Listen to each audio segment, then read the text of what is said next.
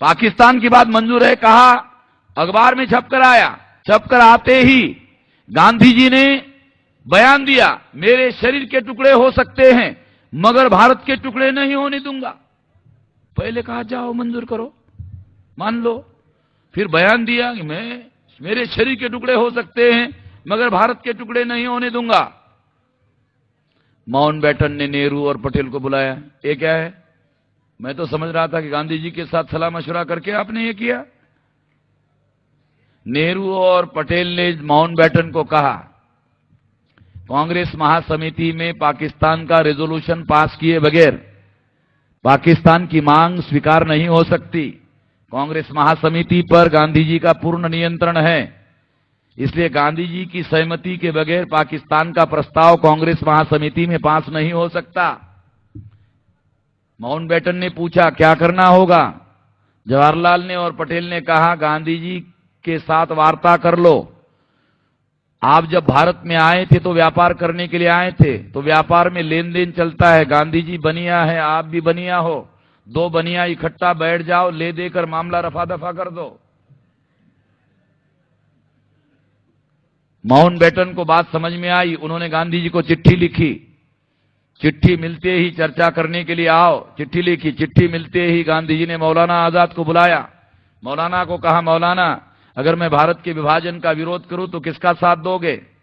तो मौलाना ने कहा, मैं आपका साथ दूंगा। मौलाना का समर्थन लेकर गांधी जी अकेले ही चर्चा करने के लिए गए। गांधी जी अंग्रेजों के साथ जब भी चर्चा करने के लिए जाते थे अकेले ही जाते थे, क्योंकि अकेले में सौदेबाजी करना बड़ा आसान होता है। गांधी जी अकेले गए। वर्तमान राष्ट्रपति भवन में चर्चा हुई। एयर कंडीशन कमरा था।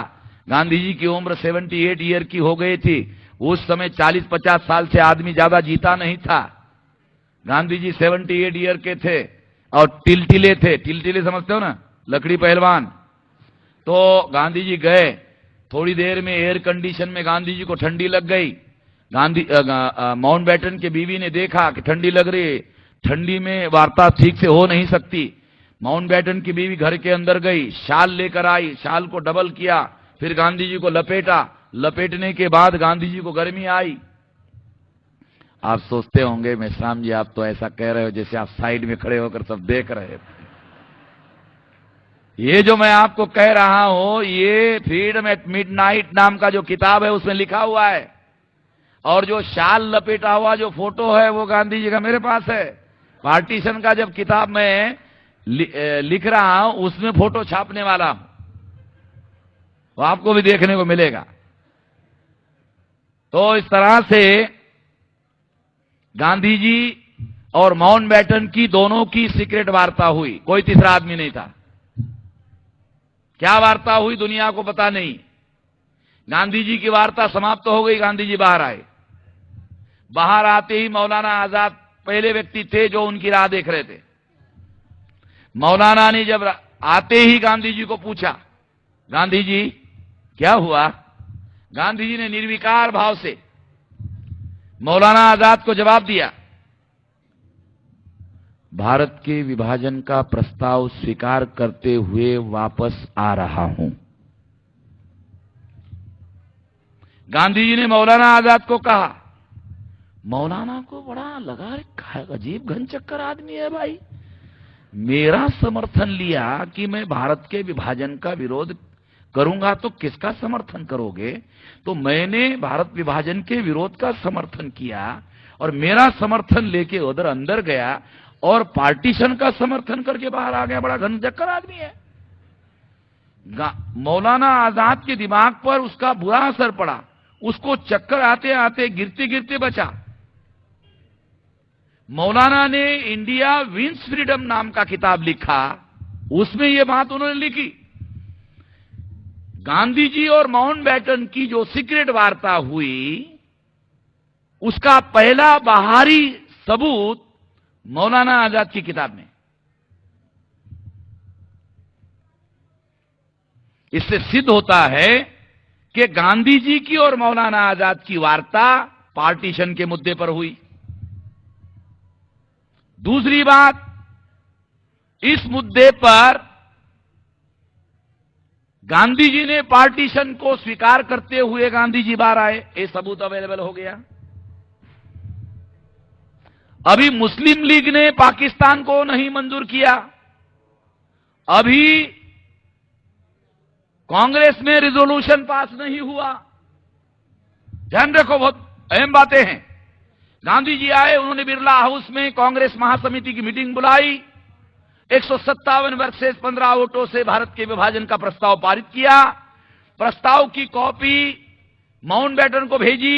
माउंटबेटन को लगा मेरे और गांधी जी के बीच में जो सीक्रेट लेन देन हुआ उसमें से एक आदमी गांधी जी, उन्होंने बात को स्वीकार किया, इसलिए नैतिक जिम्मेदारी बनती है कि मुझे गांधी जी की बात को स्वीकार कर लेना चाहिए। तो गांधी जी की बात को स्वीकार करते हुए माउंटबेटन ने बाबा साहब आंबेडकर को कम्युनिकेट किया कि हम आजाद भारत में ट्रांसफर ऑफ पावर में मुस्लिम, हिंदू और अनुसूचित जाति और जनजाति के लोगों को जो सत्ता में हिस्सेदारी देने का अभिवचन आपको दिया था, उस अभिवचन का पालन करना संभव नहीं होगा। माउंटबेटन ने बाबा साहब आंबेडकर को कम्युनिकेट किया। कम्युनिकेट करते ही बाबा साहब आंबेडकर को समझ में आया कि गांधी और माउंटबेटन के बीच में सौदा हो गया है, इसलिए माउंटबेटन से वार्ता करने का कोई मतलब नहीं था। बाबा साहब आंबेडकर सीधे लंदन गए। ये जब घटना घटित होती तो सीधे लंदन गए।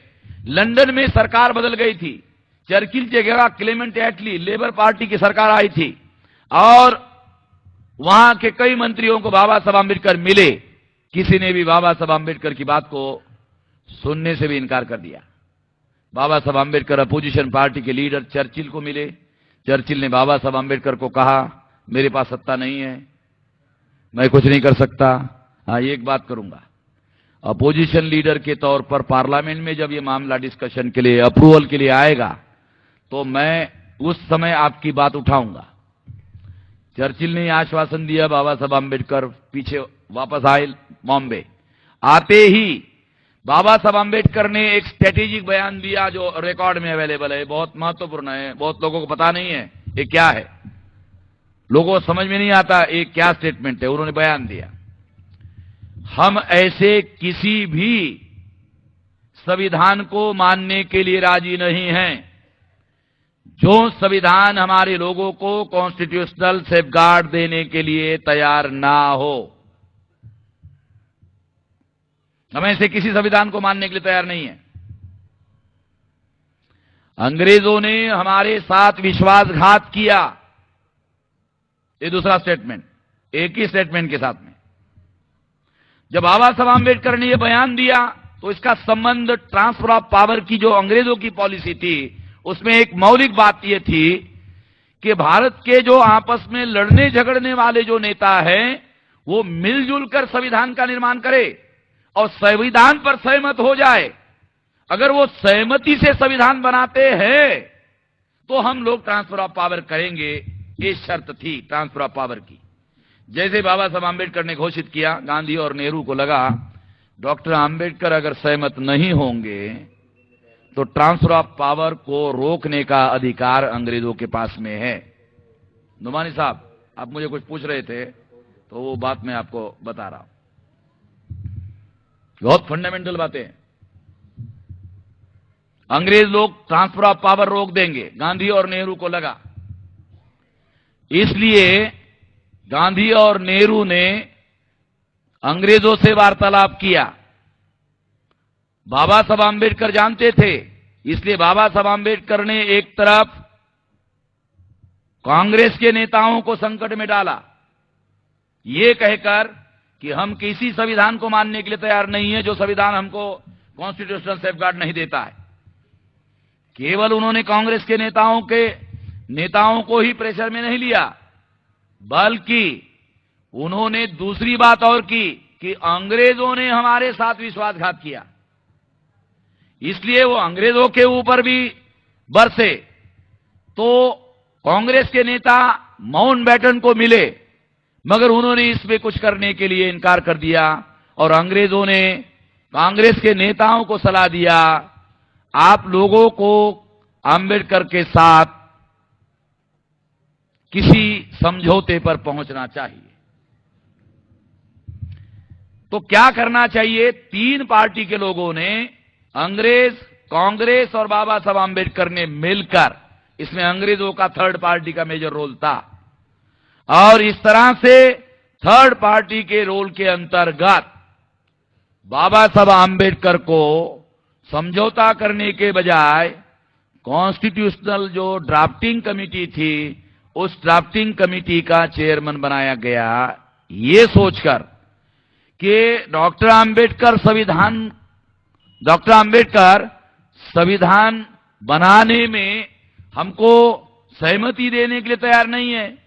यदि डॉक्टर आंबेडकर को ही संविधान लिखने की जिम्मेदारी लगाई जाए और उनको जो चाहे वो ले लेंगे, और हम जितना बहुमत हमारा है, हम जितना स्वीकार कर सकते हैं संविधान सभा में स्वीकार करेंगे, जो नहीं कर सकते नहीं करेंगे।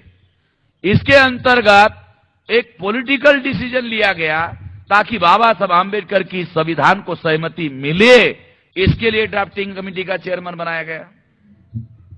एक पॉलिटिकल डिसीजन था। बाबा साहब आंबेडकर संविधान के महापंडित थे, इस वजह से उनको चेयरमैन नहीं बनाया गया। ये ध्यान रखो, बहुत सारे लोग इमोशनल बोलते रहते हैं, ये इमोशनल मामला नहीं है, ये पॉलिटिकल डिसीजन था। और इसके अंतर्गत ड्राफ्टिंग कमेटी का चेयरमैन बनाया गया और बाबा साहब आंबेडकर ने 395 आर्टिकल का संविधान लिखा। वो संविधान आपके सामने है। मगर मैं आप लोगों को जो बात बताना चाहता हूं, और एक महत्वपूर्ण बात है, गांधी जी ने रेजोल्यूशन की कॉपी माउंटबेटन को भेजी और माउंटबेटन ने बाबा साहब आंबेडकर को कम्युनिकेट किया। तो गांधी जी और माउंटबेटन के बीच में गुप्त वार्तालाप में जो सौदेबाजी हुई थी, वो गुप्त वार्तालाप क्या था, उसका कोई दस्तावेजी एविडेंस नहीं है। मगर पार्टीशन पर वार्ता हुई, इसके दस्तावेज है। पार्टीशन को गांधी ने स्वीकार किया, इसके दस्तावेज है। इसका मतलब है स्वीकार करने के संबंध में माउंटबेटन और गांधी जी के बीच में वार्तालाप हुआ।